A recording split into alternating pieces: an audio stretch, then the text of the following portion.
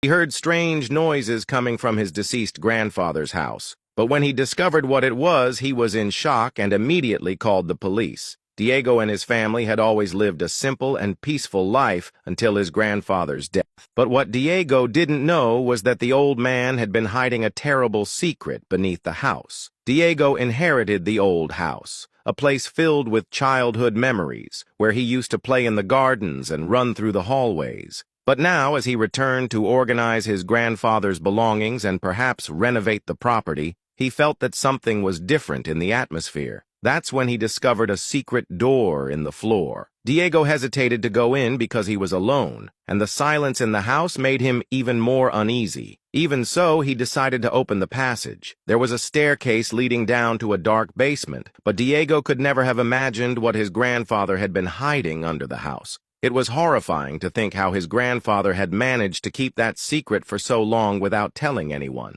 When Diego saw what was at the end of the basement, he immediately called the police. Tap the symbol and comment "grandfather" for part 2.